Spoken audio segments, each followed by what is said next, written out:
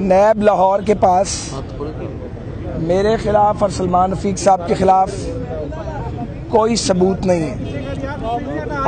अगर सबूत होता तो लाहौर हाई कोर्ट में बेल के अगेंस्ट जो रिप्लाई जमा करवाया है नैब ने, उसमें वो सबूत दिया जाता। पिछले 1 साल से ये सबूत ढूंढ रहे हैं, बल्कि सबूत तराशने की कोशिश कर रहे हैं। इन्होंने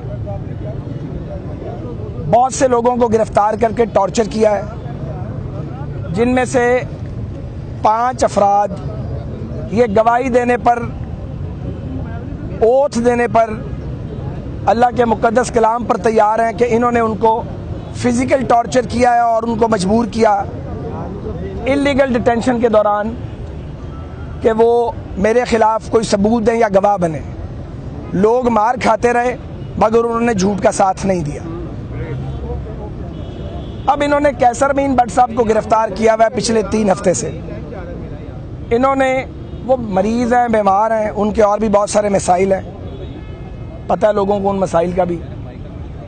उनको इन्होंने ड्रग्स के ज़ेरे असर भी लेके आए हैं। ये मैंने बार बार ये बात की है, किसी इंसाफ फराहम करने वाले ने ये आवाज़ नहीं। मैंने कहा कि उनका मेडिकल टेस्ट कराएं, मेडिकल एग्जामिनेशन करवाएं, पता चल जाएगा कि नैब की हिरासत में क्या गैर कानूनी चीज़ें इस्तेमाल करवाई जा रही हैं।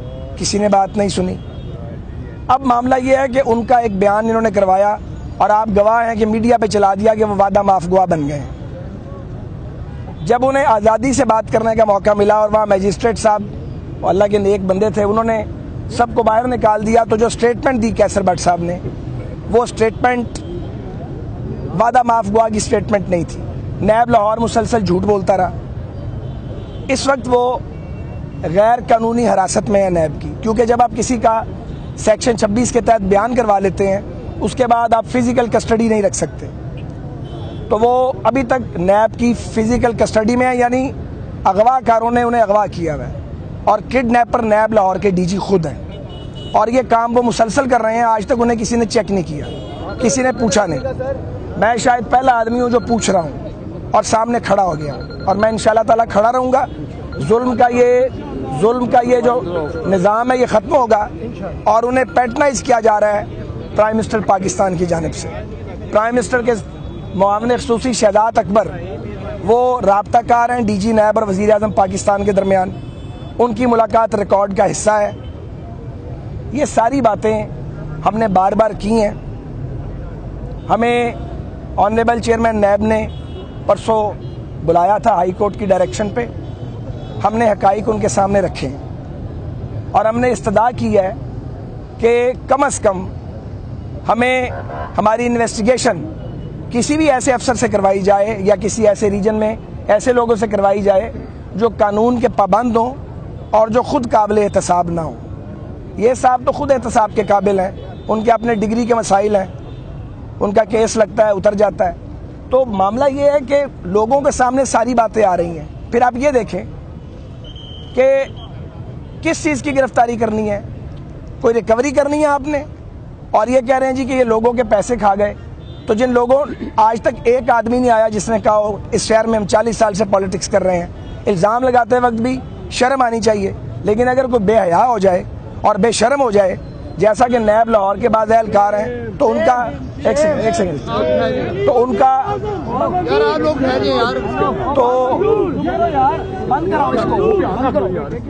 तो इसका कोई इलाज हमारे पास नहीं है। यानी सिक्काशाही की हद कर दी गई है। आप लोगों की पगड़ियां उछालते हैं, आपको सुप्रीम कोर्ट रोक के आप नहीं रुकते, आपको चेयरमैन नैब रोक के आप नहीं रुकते। आप कितने बड़े बदमाश हैं, आप बदमाशी करते हैं। ग्रेड 21 का एक अफसर जो है वो बदमाशी कर रहा है और वो इस तरह यहाँ पे कर रहा है पंजाब में कि वो जिसको चाहे पकड़ ले, लोगों को हैरास करता है, कारोबारी लोगों को बुलाता है और बुला के उनको ये कहता है कि इनके खिलाफ गवाह बनो वरना तुम्हारे खाते खोल देंगे। मैं और कितनी खुली बात करूं। अब इसके बाद और क्या खुली बात करूं। तो हम यहाँ पे जमानत पे आए हुए हैं, सबूत उनके पास है कोई नहीं है, कोई सबूत नहीं है। और अगर इसी रीजन ने हमारी इन्वेस्टिगेशन करनी है तो जो मर्जी लिख लें हमारे बारे में, शाही किला भी हमारे नाम डाल दे, गवर्नर हाउस भी हमारी मलकियत करार दे दे, मैं क्या कर सकता हूँ। अगर एक तरफा ट्रैफिक चलानी है तो। ये बता दें कि रेलवे के किरायों में इजाफा हो गया है। एक तरफ तो हुकूमत का कहना था कि रिलीफ देंगे, दूसरी जानिब अब हुकूमत के 100 दिन मुकम्मल हुए, उस पर क्या कहेंगे, और रेलवे के किरायों में इजाफा? देखिए, मैंने कल रात ही जब ये देखा कि 19% तक किराया हुआ है रेलवे के किरायों में, तो मैंने उसके ऊपर अपना रद्देमल दिया है। मैं समझता हूँ कि रेलवे किरायों में इजाफा बिला जवाज़ और गैर मुनसिफाना है। आलमी मंडी में तेल की कीमत 95 सेंट पर बैरल कम हुई है और आपने टिकट बढ़ा दिए हैं। हमने अपने दौर में 28 बार कीमतें कम की थी, तेल की कीमतें बढ़ती थी, कम होती थी, मगर मैं ये समझता हूँ कि ये इसलिए किया उन्होंने कि जो नई मुसाफिर ट्रेनें चलाई हैं वजारत रेलवे ने, वो सारी लॉस मेकिंग ट्रेन हैं और वो कोई वज़ीर आज़म को खुश करने के लिए चलाई है। एक मेरे दोस्त डॉक्टर आरिफ अलवी साहब को खुश करने के लिए कराची में दाबेली एक्सप्रेस चलाई है। आप यकीन करें, 1.5 लाख रुपया ट्रेन का फ्यूल का खर्चा है और 9,000 रुपया उसकी आमदनी है।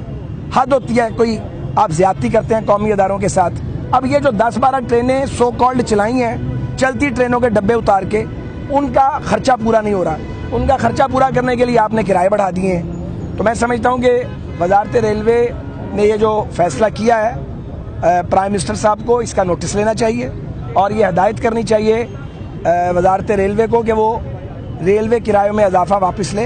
अदरवाइज हम कौमी असम्बली में इस इशू को रेज करेंगे और उनसे पूछेंगे कि क्या जवाब है जो आपने किराए बढ़ाए। गुजारिश ये है कि निशाना PMLN है और PMLN में निशाना वो लोग हैं जो बात करते हैं, जो वोकल हैं, जिनका हाथ अवाम की नब्ज पे है। वो लोग निशाना है जो अवामी जज्बात की और उमंगों की तर्जमानी करते हैं। सारी PMLN अदालतों में खड़ी है। इस वक्त एक मेरा मुकदमा ऑनरेबल सुप्रीम कोर्ट के लार्जर बेंच में है, वहाँ मेरे वकला पेश हुए हुए हैं। मैं और सलमान साहब हाई कोर्ट में पेश हुए हुए हैं। हाफिज मियाँ नुमान की मिसाल ले लें, उसका क्या कसूर है? वो पुराने रईस हैं लाहौर के और बड़े कारोबारी लोग हैं। उसको कोई फ़र्क पड़ता है वो दे सकता है किसी को ठेका? सारे भाई हाफिज कुरान है, स्वामो सलात के पाबंद हैं। उसको पकड़ के बेगुनाह उसको जेल में डाल दिया गया। शहबाज शरीफ का कसूर है कि उसने पंजाब की शक्ल बदली है। तो बात यह है कि बात करने का अंदाज अपना अपना है। अगर कोई अटैक करेगा, मैं 1 बार 2 बार 4 बार 5 बार 10 बार सब्र करूंगा।